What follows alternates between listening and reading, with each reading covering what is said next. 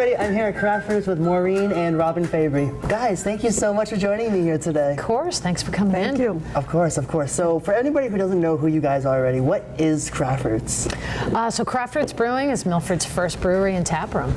And where did the name come from?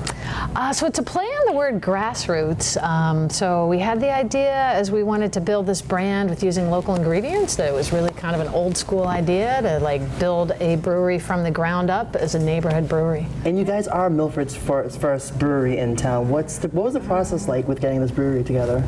Because you started brewing in your bathtub. Well, I wouldn't say Sort that. of, not exactly bathtub, but I did brew professionally for a while. But when I had the idea to have a Milford brewery and tap room, I started brewing on a small scale in our garage using stainless equipment. Yeah, I mean, from there we decided that it was like taking off, and we would grow with it into something bigger. But the town embraced us like immediately. We felt like completely like this was an idea that the town could get behind. Do you guys ever feel anxious or feel any pressure with being the first brewery in town? I have to say I don't feel pressure or anxious. I think my anxiety comes from like how much more volume we're going through here in the brewery. I feel like things have really picked up in the last month, so I want to make sure I can keep up with demand.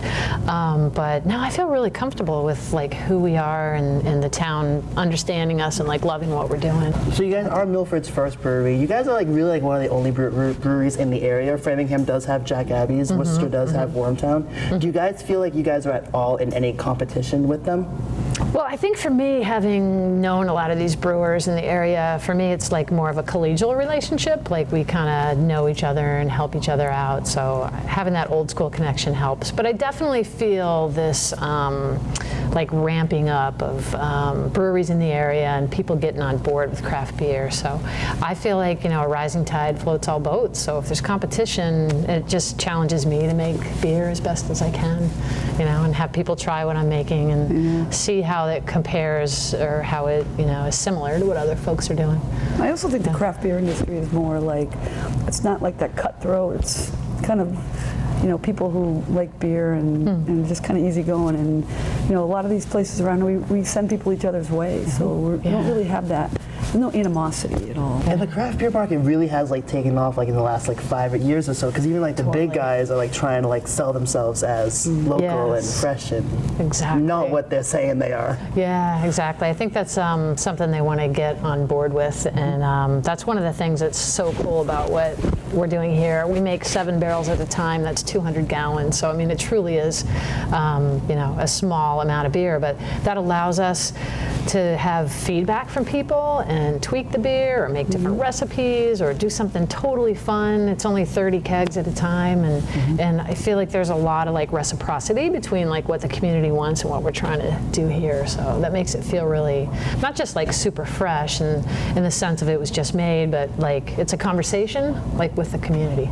What's the community telling you with what you guys are doing right now, what you guys are serving? I think we're getting 2 thumbs up. I can say only because Maureen, of course, I'm more in the front of the house here, but I think, you know, overall from Milfordians and surrounding towns, like it's just a cool, unique place. Like there's really not anything like it around here. And we have this great, you know, tap room, and and the doors are open, and it's just a really fun, unique place. And I think everybody's really happy to have, you know, something different to go to. Yeah, and you guys were kind of telling me like this is sort of 2 businesses in a sense. Very much. Yeah, so I kind of run the beer side of things, which is more or less, you know, beer factory making the beer.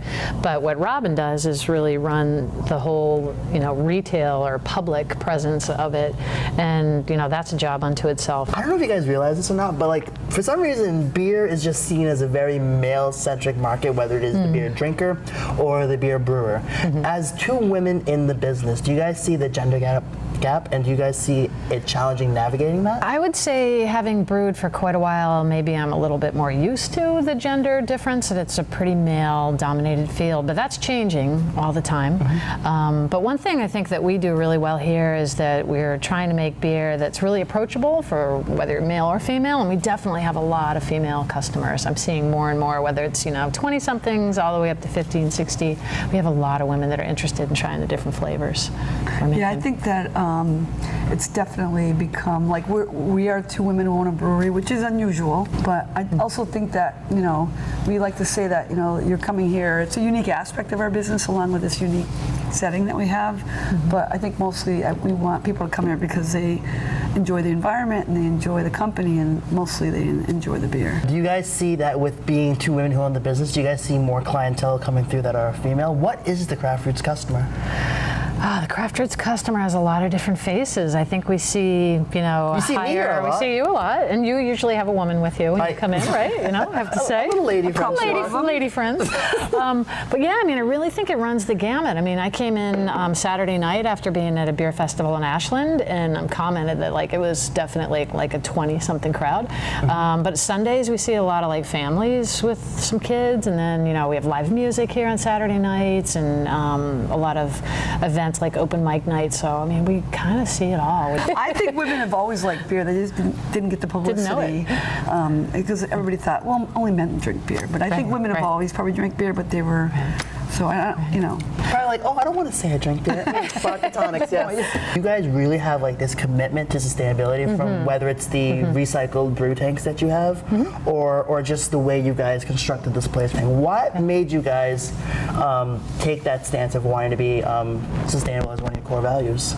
Well, I think, as you said before, there's just this abundance now of new breweries popping up. So it's really important to be different and distinguish yourself. But when I discovered about 5 years ago that there truly is barley being grown right here in New England, and you can use locally crafted malt, that wasn't possible 20 years ago.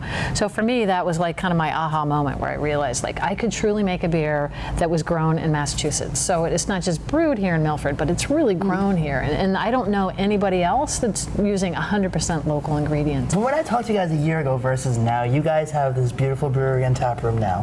How much has the business changed within a year? A lot. a lot. In a good way. In a good way. Yeah, I think, when I brewed my first batch of beer, it was on Super Bowl Sunday in February. And, while it's an exciting moment, it's also complete chaos. And you just don't know what the reaction is going to be. So I think we have a little more confidence, for sure, about, for me, the beers that I'm making and the recipes I'm creating. I think we're tapping the local market. I think people have a hard time understanding, or can't believe that we're we just want to stay local and small. Our goal is not to be in Boston or Springfield or Worcester. We, wanted to stay small and community driven. And there's plenty of business here that we can do good for. And we've just got so many businesses around here that want to come in here, and charities and nonprofits that we, donate our space to. And we do so much with that. So it's very inspiring. Yeah. So the tap room gets a lot of foot traffic, not as much so on a night of an event. What events have you guys had here so far that have been successful? And we've done a lot of events for some of the corporations in the area. There's a lot of big, Milford's got a great community of corporations that work around here, so we host a lot of those. We do a lot of non-charity, non-profit, but we also do events for birthdays, taproom takeovers if somebody wants to have a meeting here, or just an opportunity to get people together from work to hang out. What else do we? You guys do the live music here, which I thought was really awesome. We do music now. Every Saturday night. We just did a charity trivia event. That's what's so cool. It's kind of like a blank canvas, if you will. We can do any number of things up here. So if you want to take over the entire tap room, you could have that for an afternoon or an evening, or you could have a birthday party, in concert with having live music here. There's really a lot of flexibility and a lot of freedom with, what kind of place you want this to be. So what events are you guys looking to do in the future? Maybe a beer pong night? Beer pong? I'll leave it to you to suggest that. So, we're open. Geez. We're open to suggestions. I feel like You're going to make the table? Yeah, I'll make it with Robin one night. We'll have to practice. This place is huge. It's really beautiful. There's so much to see. you. Do you guys want to show me around for a little bit? Definitely. Sure. Yeah, Right, come on. cool. Let's go. Let's go.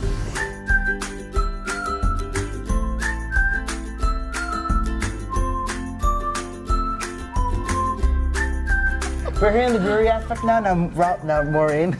Hey, RJ. Hey, so there is four That's Robin. main ingredients for beer. Yes. What are Yes, they? exactly. So water, of course, and then a type of grain, so barley or rye, and then hops, and then yeast. That's the thing that turns all those sugars into alcohol. What's the brewing process like? Because for a good beer, it takes about 2-ish weeks or so? Yeah, so ales take a couple of weeks, lagers take a little bit longer, but somewhere in that ballpark. And we make ales. Yeah, we make ales. So what's the process like for brewing? So basically, we're going to take the solid ingredient, the barley, and then we crack it open in our mill, and we mix it with hot water and put it in this tank here called the mash tun. Then from there, we take the liquid into the brew kettle where we boil it, and then from there we send it into these tanks, which are the fermenters or the unitanks, where The magic happens. yes, this is where all that what the bubbling noise party is right now? exactly. So that is the carbon dioxide that is a byproduct of the fermentation process. So It's making alcohol right now. yeah, so That's the important part of the job, yeah, yes. that's right. Big party going on in that tank right now. Robin, have you ever brewed your own batch before? I take credit for giving Maureen her boost because my first kit, I was too lazy to do it because it's a lot of work to brew beer. And she started doing it, and she's like, "Can I borrow it?" And I go right to it, and the rest is history. So There should be like a blue beer. So maybe she really called owes Robin's me. Nest. She owes Oh me. yeah, like the Robin's Egg Blue. If you were going to have a beer named after you, what kind of flavors and tastes would you want inside of it? It's got to be zesty, spunky, and a hell of a lot of fun.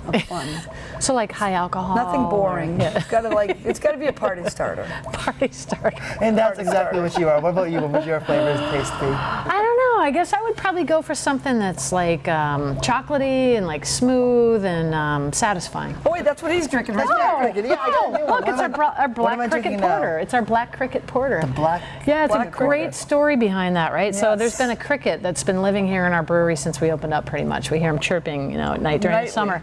But when I was brewing this batch of beer, he I can came see you guys out. being like Bryan Cranston and Breaking Bad, trying to kill the flag of No, but I'm telling you, he came out when she was brewing the beer. He and, hung out They with don't me. usually come out with lights on. Yeah. But he was like hanging out right here. Yeah. And Oh, and I tried like hell not to step on him the whole brew. I'm 'cause like, that don't would- kill him.